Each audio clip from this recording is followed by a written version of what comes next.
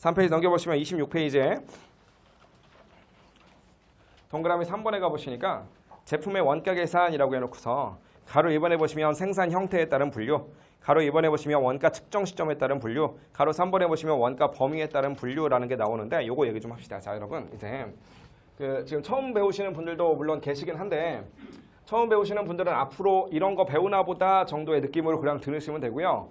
그동안 뭔가 이렇게 공부를 그래도 해보셨던 분들은 지금까지 여러분들이 저랑 같이 혹은 또 다른 선생님들하고 공부했던 내용들을 한번 쭉 정리하고 총정리 한번 하고 오늘 본격적인 내용을 시작하자고요. 자, 본격적으로 정리 한번 할게요. 자, 여러분 보세요. 우리는 어차피 제조기업 다룰까요? 아니면 상기업 다룰까요? 당연히 제조기업 다뤄야지. 상기업에서는 원가? 그딴 거 없어요. 아니, 없다기보다도 계산할 뭐 로직 자체가 없다고요. 제가 만약에 하이마트다라고 한다면 하이마트는 상기업이잖아요. 상기업 입장에서 계산기를 지금 팔아먹고 있다라고 한다면 이 계산기는 재고자산인데 조금 디테일하게 얘기하면 무슨 재고자산이야 이거? 그냥 상품이라고 상품. 제가 상기업이니까. 그러면 상기업에서 상품의 원가 계산하기 이건 세상 쉽죠. 무슨 얘기냐면 내가 이거를 카시오한테서 10,000원 주고 사왔다. 그럼 원가는 그냥 10,000원인 거지 뭐. 끝났잖아요. 그렇죠?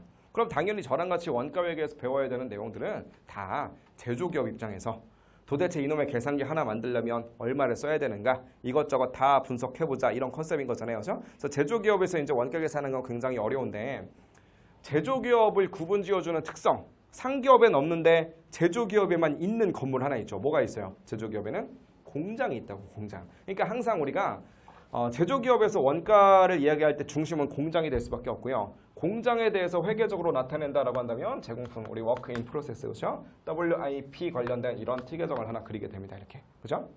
자, 처음 들으시는 분들은 나중에 또 가르쳐 드릴 테니까 일단 그런가 보다 하세요. 그냥. 자, 제공품이 이렇게 있고요. 요게 다 끝나고 나면 이제 나중에 제품 계정으로 이렇게 옮겨가게 되겠죠. 그렇죠? 자, 제공품과 제품 계정 이것들을 이제 우리가 태워주는 게 바로 제조기업에서의 어떤 원가의 흐름이 될 텐데 일단 항상 원가의 발생이 어디입니까? 라고 한다면 원가라는 게 최초로 태어나는 게 어디예요?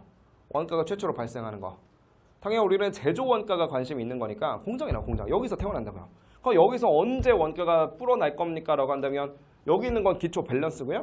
여기서 새로운 원가들이 막 추가되겠지. 그렇죠? 우리가 새롭게 원가들 추가되는 거 3개 있잖아요. 뭐뭐 있어요? DM과 DL과 OH. 직접 재료 원가, 직접 노무 원가, 제조 간접 원가잖아요. 그렇죠? 자, 그러면 우리가 보통 관리회계까지 생각하면 보통 어떻게 하느냐? DM, 그 다음에 DL, 그 다음에 OH인데 걔를 변동고정 찢어가지고 VOH, FOH 이렇게 부른다고요. 무슨 말인지 아시겠죠? 그렇죠? 자, 그러면 우리의 고민은 어디서부터 시작을 해야 되느냐? 여기서 지금 원가가 발생했다는 건 알겠어요. 이렇게. 여기서 발생.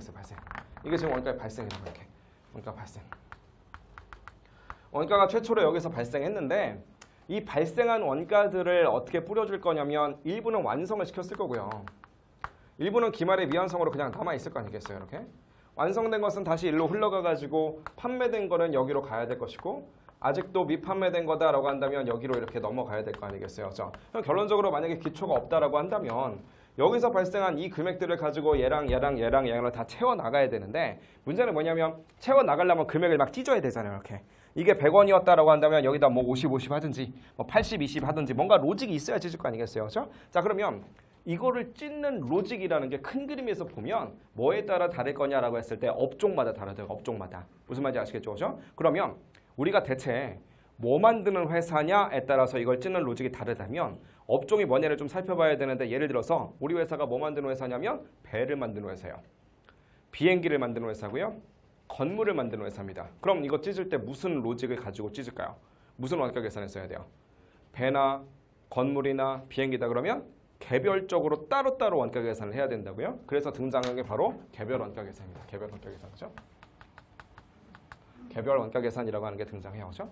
자, 근데 우리의 업종이 뭐냐면 말 그대로 따로따로 원가 계산을 하는 개별 원가 계산을 적용하기엔 여의치가 않아요. 왜냐하면 따로따로 원가 계산을 하겠다는 얘기는 내가 만들고 있는 배가 여객선도 있고 유람선도 있고 화물선도 있으니까 서로 다른 제품들이라서 따로따로 원가 계산하겠다는 거 아니겠어요? 그렇죠? 근데 우리 회사에서 만드는 걸 들여다봤더니 그냥 이런 짜잘한 분필 만든대.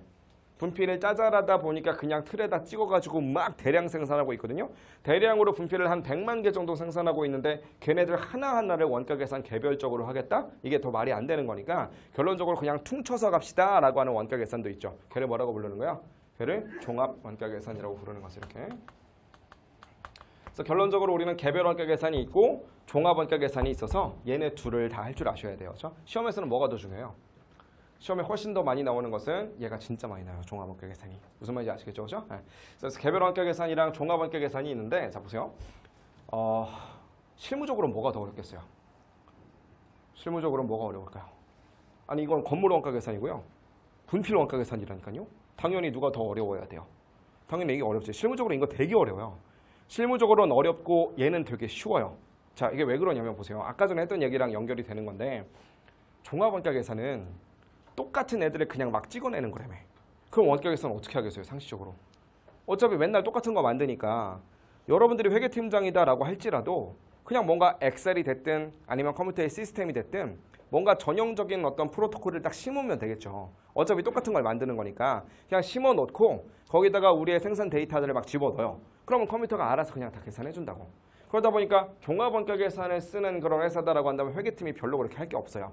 알아서 기계가 해주니까. 무슨 말인지 아시겠죠? 그죠? 근데 개별 원가 계산을 쓰는 회사다라고 한다면 모든 거를 이렇게 전선하기는 좀 쉽지가 않아요. 왜냐하면은 개별 원가 계산이라는 건 말 그대로 그때그때 프로젝트가 다른 거라고 이렇게.